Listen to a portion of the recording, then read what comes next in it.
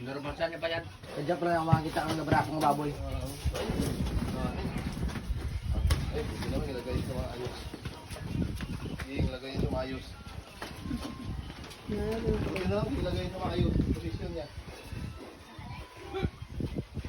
Yung sa kano nga, kung grabe kalaki ba? Sabi ng kasaw ng kano.